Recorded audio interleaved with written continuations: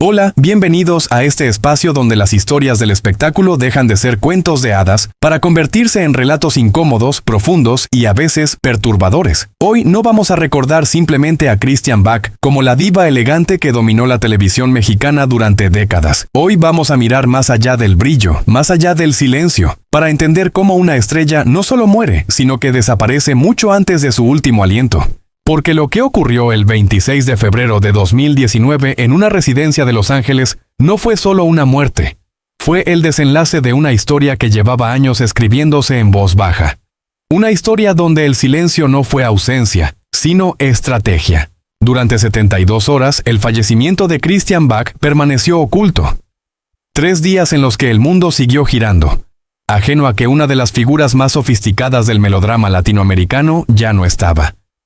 Y cuando finalmente se anunció, no hubo emoción, no hubo cercanía, solo un comunicado frío, casi quirúrgico, como si incluso su muerte tuviera que ser controlada, medida, administrada. Pero para entender ese final hay que retroceder.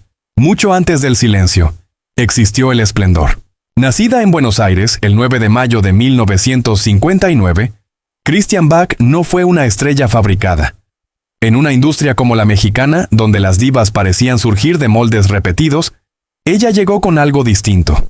Tenía formación, inteligencia y, sobre todo, una presencia que no se podía enseñar. Su mirada no solo interpretaba, insinuaba secretos. Su voz no solo decía diálogos, parecía esconder verdades. Así, entre finales de los años 70 y principios de los 80, fue construyendo un reinado sólido. Títulos como Los ricos también lloran o Bodas de odio no solo la consolidaron, la transformaron en un símbolo. Ya no era una extranjera, era parte del ADN del melodrama mexicano. Y entonces apareció Humberto Zurita, no como un simple romance, sino como la otra mitad de una imagen perfecta. En 1986, su boda no fue un evento íntimo, fue un espectáculo nacional. Medios, público, industria, todos coincidían en lo mismo. Estaban frente a una pareja destinada a durar.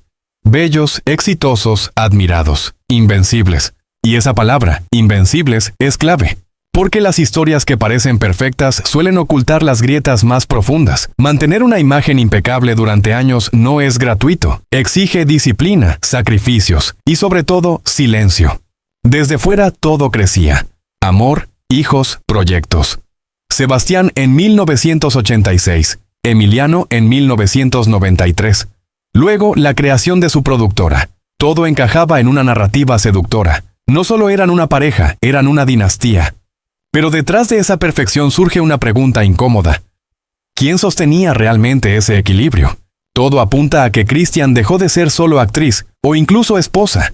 Se convirtió en símbolo, y cuando una persona se convierte en símbolo, deja de tener margen para fallar. Ya no puede romperse, no puede mostrarse vulnerable. Debe sostener la imagen, incluso a costa de sí misma. Y ahí es donde el amor cambia de forma. Deja de ser refugio para convertirse en estructura. Y cuando eso ocurre, lo que antes protegía, empieza a encerrar. En 2014, algo cambió. Sin despedidas, sin explicaciones, sin entrevistas finales. Christian Bach desapareció, literalmente. No hubo un cierre, no hubo un adiós, solo un vacío. Al principio, ese silencio fue interpretado como discreción, pero con el tiempo se transformó en sospecha.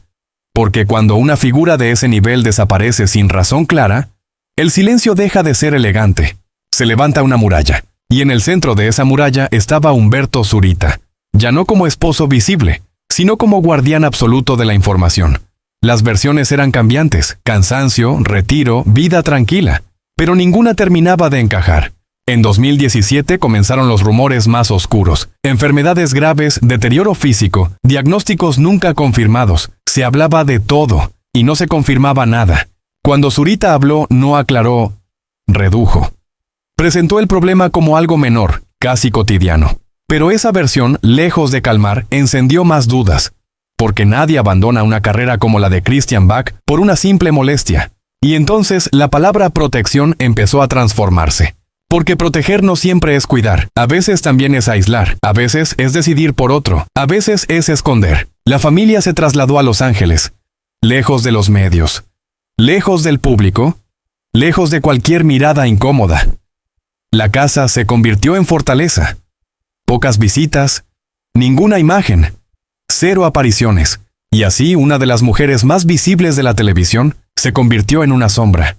Pero quizás lo más doloroso no fue la enfermedad. Fue la forma en que esa enfermedad fue ocultada. Como si la fragilidad no tuviera derecho a existir públicamente. Como si la mujer real, vulnerable, humana, ya no encajara en la leyenda. Durante 5 años, el mundo recibió solo 3 cosas: rumores, negaciones y silencio. Y en ese silencio no solo se enterró una verdad médica.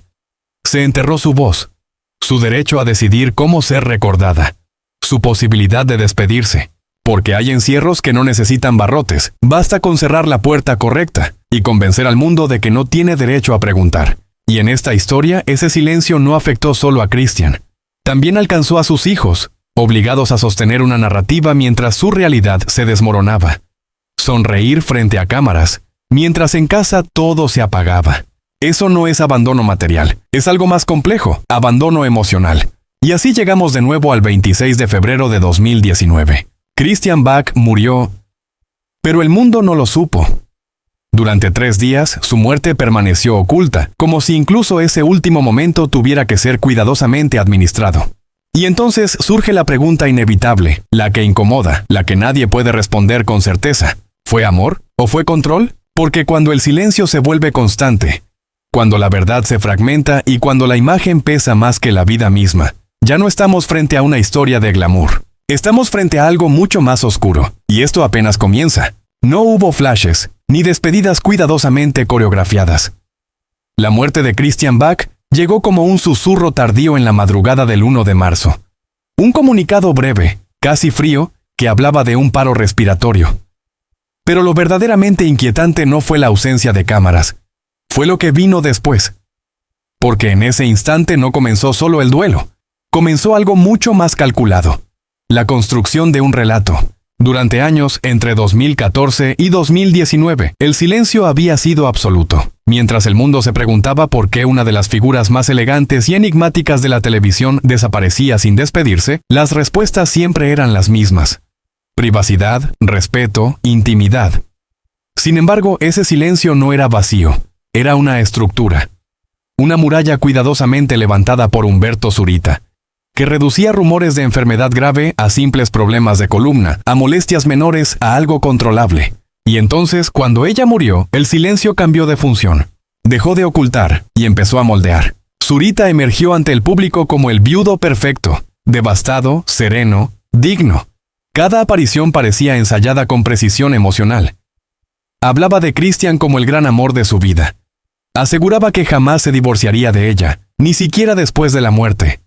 Publicaba poemas, compartía recuerdos, construía una imagen de fidelidad eterna que millones querían creer.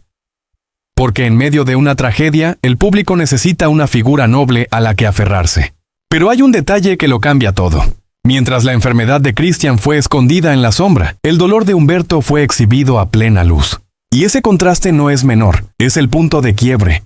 Porque entonces la pregunta deja de ser ¿qué ocurrió con Christian Bach? Y pasa a ser otra mucho más incómoda. ¿Hasta qué punto ese duelo también estaba siendo dirigido? ¿Era solo dolor? ¿O también una forma de controlar la percepción pública? Con el paso del tiempo, las versiones comenzaron a moverse. Primero fue el paro respiratorio. Luego apareció la palabra cáncer. Después, los secretos. Las verdades que no debían decirse. Y así, incluso después de muerta, Christian seguía atrapada en una narrativa que no le pertenecía. Su cuerpo ya no estaba, pero su historia seguía en manos ajenas. Ese fue el verdadero borrado. Y mientras el público lloraba a la actriz, empezaba a consagrar al viudo. Pero ningún relato resiste para siempre. La grieta no apareció el día de su muerte, sino tiempo después, cuando el luto dejó de ser un altar y comenzó a aparecer un escenario. Porque una cosa es prometer amor eterno ante las cámaras, y otra muy distinta es reconstruir tu vida pocos años después con alguien que no era ajena a ese pasado. La relación con Stephanie Salas marcó el punto de no retorno. No se trataba simplemente de una nueva pareja. Stephanie no venía de afuera. Había estado dentro del mismo círculo íntimo, compartiendo momentos, espacios y afectos con la familia. Era parte del mapa emocional que Christian había habitado en vida. Y cuando el reemplazo surge desde ese mismo territorio, el dolor cambia de forma. Ya no parece una nueva oportunidad, parece una invasión. La reacción del público fue inevitable, no por el hecho de rehacer su vida, sino por la contradicción brutal entre el discurso y la realidad. Entre el hombre que hablaba de amor irrepetible y el que ahora sonreía junto a alguien tan cercana al pasado que juró preservar. La figura del viudo ejemplar comenzó a resquebrajarse. Y entonces Zurita hizo lo que siempre había hecho, tomó el control del relato.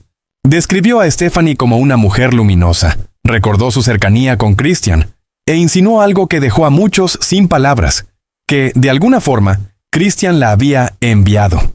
Ahí la historia cruzó una línea invisible, porque no bastó con administrar el silencio, ni con construir una imagen, ni con transformar el duelo en autoridad moral.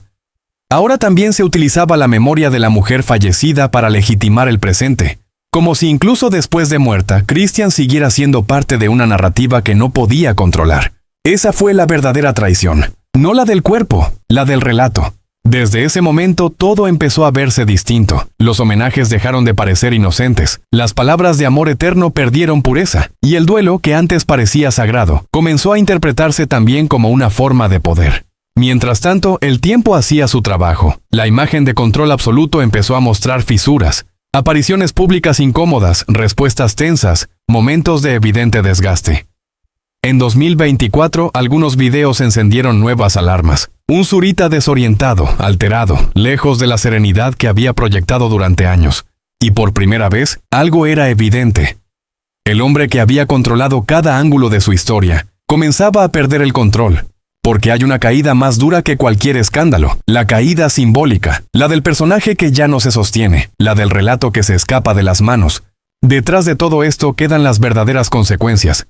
Una familia marcada por silencios heredados. Hijos que crecieron entre versiones incompletas y una verdad que nunca terminó de decirse. Porque cuando el silencio se administra durante demasiado tiempo, no desaparece, se transmite. Y esa es quizá la herida más profunda de esta historia. No la muerte de una estrella, no el nuevo amor de un viudo, sino la transformación de una mujer en símbolo, en imagen, en pieza de un relato que otros decidieron por ella. Christian Bach fue durante décadas un ícono de elegancia, inteligencia y poder. Pero su final deja una pregunta inquietante flotando en el aire. ¿Qué ocurre cuando la perfección pública vale más que la verdad privada? Tal vez esa sea la lección más incómoda, que la fama no protege, que el prestigio no salva, y que incluso el amor, cuando se confunde con control, puede convertirse en una jaula silenciosa. Si esta historia te hizo mirar de otra manera lo que ocurre detrás de las sonrisas perfectas, entonces hay algo que ya cambió, porque a veces lo más perturbador no es lo que una familia oculta, sino lo que aprende a llamar